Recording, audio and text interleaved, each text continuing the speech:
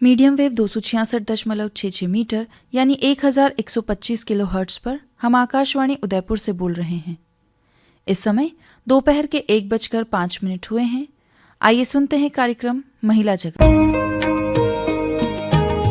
सुख दुख सीने में लिए मंजिल की और मुँहों की अनथकी परवाज़ हूँ, अपनी राहें खुद हूँ चुनती, बंधनों से छन के बहती, बंधनों से छन के बहती नदी का आगाज़ हूँ, नदी का आगाज़ हूँ, गूंजती आवाज़ हूँ। आज बड़ा दिन है, आज क्रिसमस का त्यौहार है। सभी लोग इतने खुश हैं, हमारे भारत देश में ही नहीं बल्कि पूरी दुनिया में, पूरे विश्व में लोग इस त्यौहार को काफ़ी खुशी के साथ मना रहे हैं।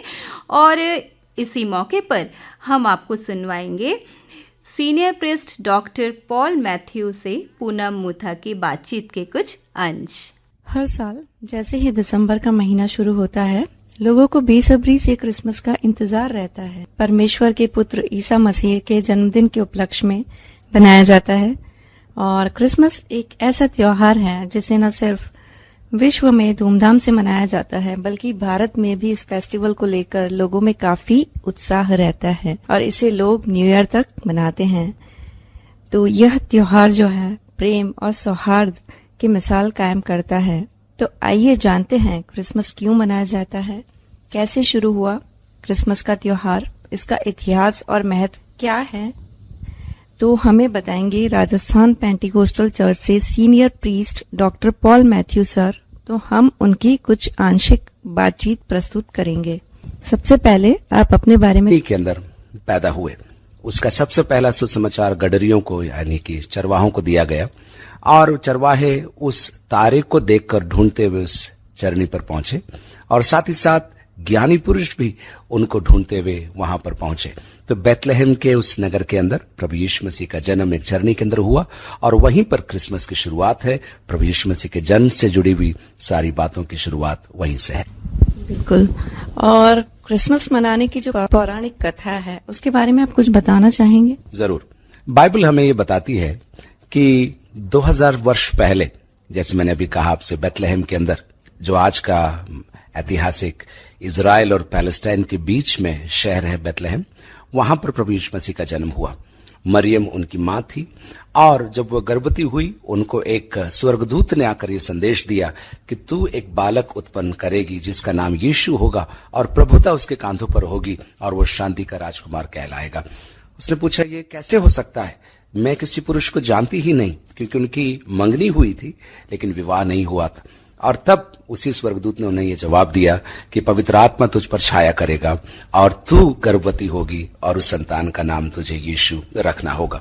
तो वहीं से ये जब शुरुआत हुई और वहां से ये बालक उत्पन्न होता है और बालक उत्पन्न होने के बाद राजा इसके बारे में जानते हैं और जब ज्ञानी पुरुष ढूंढते हुए आते हैं तो वो पूछते हैं, हमने एक तारा देखा है और तारे से हमने ये जाना है कि एक राजा का जन्म हुआ है। जब राजमहल में वो गए, राजा ने बोला, महल में तो कोई राजा का जन्म नहीं हुआ है, राजकुमार का जन्म नहीं हुआ। और जब ऐसा हुआ तो उसने छल से इन ज्ञानी पुरुषों से कहा, मुझे भी बताना कि ये राजकुमार कहाँ पैदा हुआ है। और वे ढूंढते हुए बैतलहम में उसी तारे के सहारे चरनी पर पहुंचे और वहां पर उन्होंने दंडवत किया और 3 तोहफे उन्होंने वहां पर रखे, सोना, मुर और लोबान वहां पर रखकर। और जब वे जाने पर थे वापस राजमहल में बताने के लिए, तो रात में स्वर्गदूत ने यह आदेश दिया कि वहां नहीं जाना।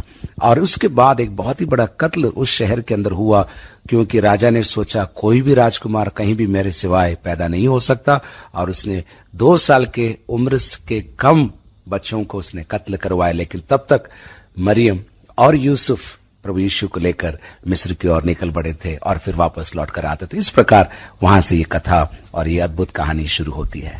बहुत ही अच्छी बात बोली आपने। तो मैं ये भी जानना चाहूंगी कि 25 दिसंबर को बड़ा दिन क्यों कहते हैं? बहुत अच्छा सवाल आपका। ख्रीस्त का पर्व, उपहार या पर्व मनाया जाता है। क्रिसमस इंग्लिश में से कहा जाता है, लेकिन बड़ा दिन उसे हिंदी में एक खूबसूरत तरीके से उसका अनुवाद किया गया है। बड़ा दिन इसलिए क्योंकि आनंद का दिन है, ये शांति का दिन है, ये त्योहारों का दिन है, और ये लेने से बढ़कर देने का दिन है। उन्हें याद करने का दिन है जिन्हें साल भर लोग भूल जाते हैं, या अपने आप को लोग जो भुलाए महसूस करते हैं उन्हें याद करने का दिन है। इसलिए इसे बड़ा दिन कहा जाता है। और सबसे बढ़कर यह बड़ा दिन इसलिए है क्योंकि जगत के उद्धारक और हमारे मुक्तिदाता के जन्म का दिन है, इसलिए उसे बड़ा दिन कहा जाता है 25 दिसंबर को हिंदी में। बिल्कुल सर। और ये भी हम जानना चाहेंगे कि इस दिन क्रिसमस ट्री क्यों सजाते हैं, इसका क्या महत्व है? एक बहुत ही कठिन सवाल आपने हमसे पूछा है, क्योंकि कभी कभी सच्चाई के साथ साथ स्टोरीज ऐड हो जाती हैं। चलते चलते चलते कुछ बातें विकृत भी हो जाती हैं। मैं आपको इसके 2 उदाहरण में दूंगा। क्रिसमस ट्री चूंकि ठंडे प्रांत के अंदर हरियाली और उस समय पर देने के परंपरा को या तोहफों को देने की परंपरा को शुरू किया गया, उसके तहत पेड़ों को काटकर सजाया जाता था और उस पेड़ों के नीचे छुपाकर बच्चों के लिए और आजू बाजू के लोगों के लिए, समाज के लिए, कॉलोनी के बच्चों के लिए उपहार रखे जाते थे और उनके नाम से उपहार रखकर छुपाए जाते थे और बच्चे आकर ढूंढकर उस बड़े पेड़ के नीचे अपने उपहारों को ढूंढते थे। तो यहां से ये एक परंपरा शुरू हुई कि क्रिसमस ट्री की। और क्रिसमस ट्री का महत्व हालांकि बाइबल के अंदर नहीं है, जैसे मैंने आपको बोला चलते चलते कुछ बातें जुड़ती जाती हैं, तो उसी में क्रिसमस ट्री का महत्व इतना ही है कि वो उपहारों के रखने का स्थान है। और हरियाली हमेशा खूबसूरती को दर्शाती है, हरियाली हमेशा नई जीवन को, नई ताजगी को दर्शाती है। तो उपहारों को रखने का वो स्थान है क्रिसमस ट्री, और उसे इसलिए सजाया जाता है ताकि लोग आकर अपने उपहार उसके अंदर ढूंढ सके। इसके साथ एक और आपका सवाल आएगा अगला, ऐसे मैं सोचता हूं मैं पहले उसे ले लेता हूं। क्रिसमस फादर से जुड़ा हुआ है। क्रिसमस फादर भी हालांकि बाइबल जो प्रभु यीशु मसीह के जन्म की कहानी बताती है उसमें क्रिसमस फादर का जिक्र नहीं है, लेकिन स्टोरी इस प्रकार है। कई वर्ष पहले एक चर्च के फादर हुआ करते थे जो क्रिसमस की पहली रात को, यानी क्रिसमस ईव बोलते हैं जिसको, उसमें वे लोग ढूंढकर घरों में जहां पर लोग निस्सहाय रूप से रहते थे या छोटे बच्चे या अनाथ आश्रम में जाकर बच्चों के लिए वो तोहफे और उपहार लेकर जाया करते थे और रात को उनके दरवाजों पर रखकर निकल जाते थे। बच्चे सुबह उठते और उनको उनके नाम से उपहार मिलते, उनके घर नहीं हुआ करते थे, उनके परिजन नहीं हुआ करते थे, और जब ऐसे उन्हें मिलने लगे तो वो कहने लगे ये कौन है जो हमें उपहार देकर जाता है, हम इसके लायक नहीं थे, हमें मालूम भी नहीं, और वे ढूंढा करते थे। तो ये परंपरा चलती गई। वो फादर तो उनका तो अंत हो गया, लेकिन एक अच्छी परंपरा चलने लगी कि लोग उपहार गुप्त में देने लगे और लोगों को मालूम भी नहीं पड़ता था कौन किसके लिए दे रहा है, और वो प्रथा चलती गई, बढ़ती गई। और अब क्रिसमस की इस बड़ी खूबसूरत कहानी के अंदर क्रिसमस फादर ने भी मानो ऐसा विशाल का स्थान ले लिया है कि आज क्रिसमस फादर के बिना क्रिसमस अधूरा होने लगा है। ये एक तरह से बड़ी विडंबना है, लेकिन इस बात की सच्चाई इसमें यह है कि वो क्रिसमस फादर की जो सोच थी कि मुझे गुप्त में कुछ सेवा करनी है, कुछ दान करना है, कुछ भेंट करना है उन लोगों के लिए जो लायक नहीं और जो कभी लौटा नहीं सकते। तो क्रिसमस फादर तो आज चॉकलेट बांटते हैं, जिसको हम आज सेंटा भी बोलने लग गए हैं, और मास्क पहनने लग गए हैं। ये सारी बातें बाद में जुड़ी हैं, लेकिन सच्चाई इसमें इतनी है, गुप्त में तोहफे देकर लोगों को खुश करने का वो माध्यम रहा है। वही क्रिसमस फादर की भी कहानी। तो क्रिसमस ट्री और क्रिसमस फादर की कहानी ये है। जी बिल्कुल, इसे हम सेंटा क्लॉज भी कह सकते हैं क्रिसमस फादर के रूप में। तो सर मैं पूछना चाहूंगी कि उदयपुर में किस तरह का सेलिब्रेशन हो रहा है, थोड़ा आप उसके बारे में बताएंगे? धन्यवाद पूछने के लिए। घरों को सजाया जाता है, जैसे अभी हम बात करें क्रिसमस ट्री को लेकर, क्रिसमस प्रेजेंट्स को लेकर, और क्रिसमस बॉल से, और स्टार्स विशेष करके तारे लगाते हैं, क्योंकि क्रिसमस की कहानी के अंदर तारा, जैसे मैंने आपको बताया, चरवाहों ने भी देखा और ज्ञानियों ने भी देखा, अनपढ़ों ने भी देखा और पढ़े लिखों ने भी देखा। वो तारा उन्हें उस चरनी तक पहुंचा। तो क्रिसमस की स्टोरी के अंदर घरों में स्टार्स आपको सजते हुए मिलेंगे। पकवान में केक प्रमुख है, केक बनते हैं, गुजिये बनते हैं, और स्थानीय अलग मिठाइयां भी घर पर बनती हैं। लेकिन उन सबके साथ साथ घरों के अंदर त्योहारों का मानने के साथ साथ चर्चेस के अंदर, गिरजाघरों के अंदर भी प्रार्थनाएं होती है। और यहाँ पर क्रिसमस के दौरान ही साल भर चर्च में गीत गाए जाते हैं, लेकिन क्रिसमस के दौरान गीत गाए जाते हैं, उन्हें कैरल्स कहते हैं, जो प्रभु यीशु मसीह के जन्म से जुड़े हैं, उनके संदेश से जुड़े हैं, उनके वृतांत से जुड़े हैं। तो क्रिसमस कैरल केवल क्रिसमस के दौरान गाए जाते हैं, हिंदी और अंग्रेजी में। तो चर्च के अंदर क्रिसमस कैरल्स गाए जाते हैं, प्रवचन होते हैं, झांकियां होती है, बच्चे अपनी प्रस्तुतियां देते हैं। तो क्रिसमस दिन के अंदर चर्च में भी एक सामूहिक रूप से सेलिब्रेशन रहता है प्रभु यीशु मसीह के जन्म को लेकर, और घरों के अंदर भी आनंद और उत्साह और उमंग बना रहता है। बिल्कुल।